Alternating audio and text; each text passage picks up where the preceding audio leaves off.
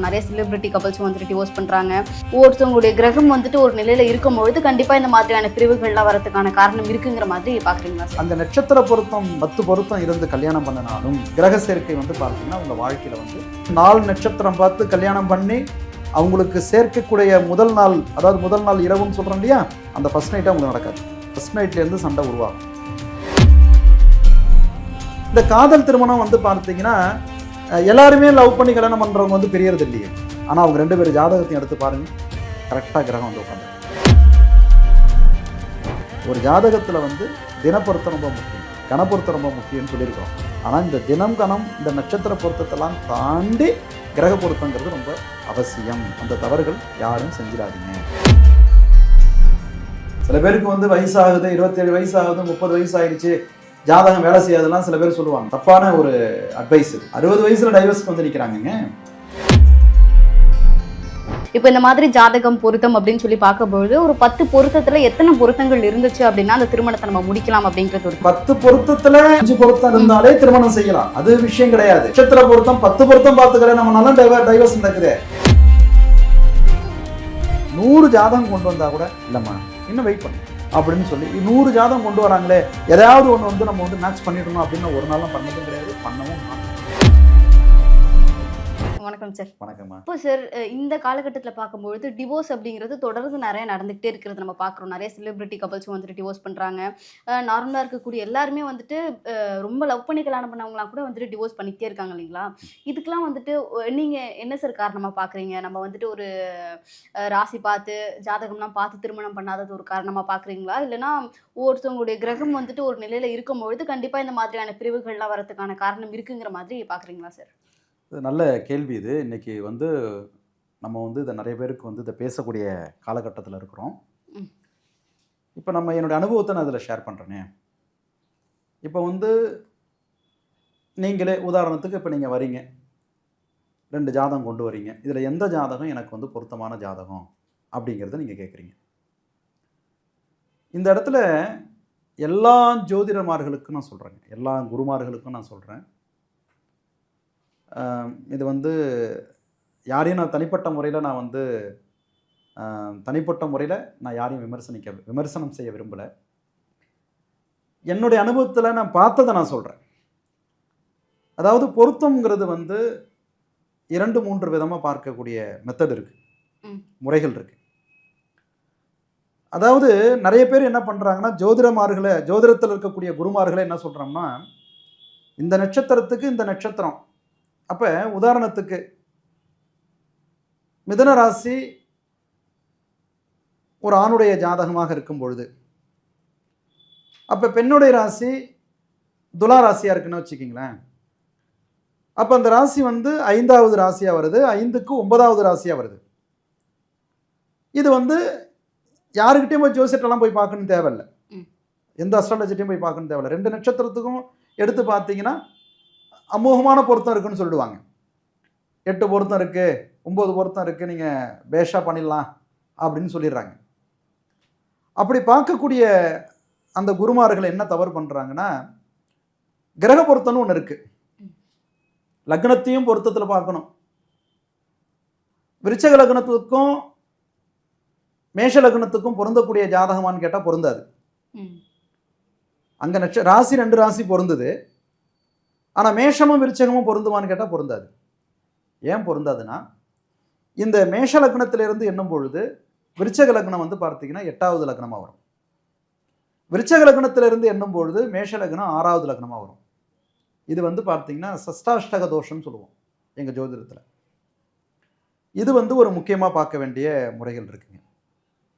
அப்புறம் கிரக சேர்க்கை.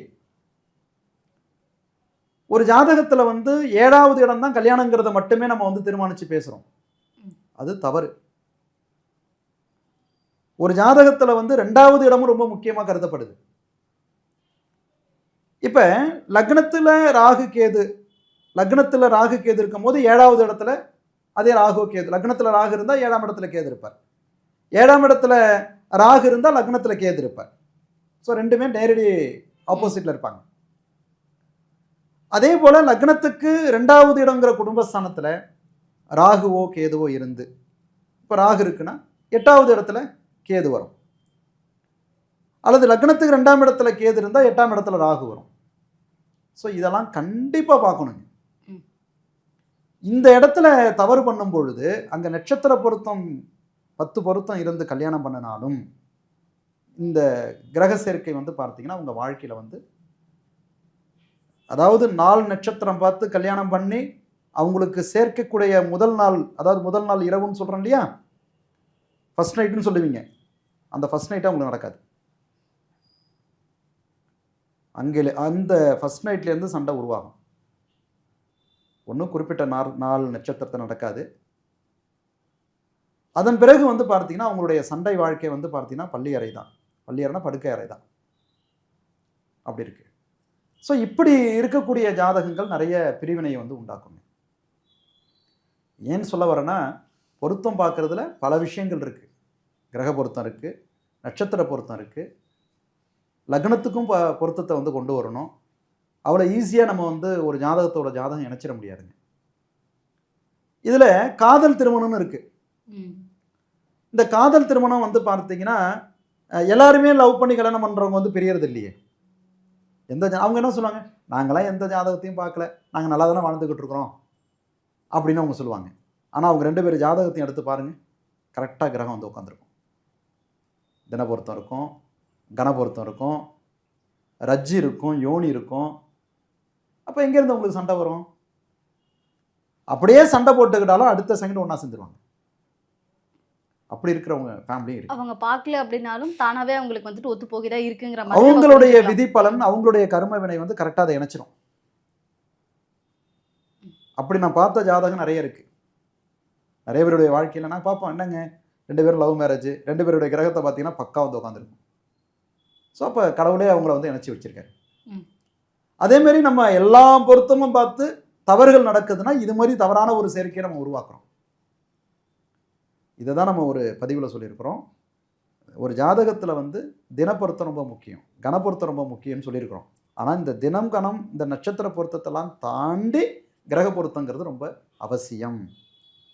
அந்த தவறுகள் யாரும் செஞ்சிடாதீங்க. ஒரு முறைக்கு இன்னும் 4 பேர்கிட்ட கூட அந்த ஜாதகத்தை கொண்டு போய் காட்டுங்க, தப்பு கிடையாது. நம்ம வந்து இப்போ என்கிட்ட ஜாதகம் பார்க்குறவங்க யார்ட்டையும் போய் பார்க்க மாட்டாங்க. ஸோ கந்தர்கள்ட்ட போனால் உண்மையாக இருக்கும் அப்படின்னு இருக்கிற ஃபேமிலிகள் நிறைய பேர் என்கிட்ட இருக்காங்க.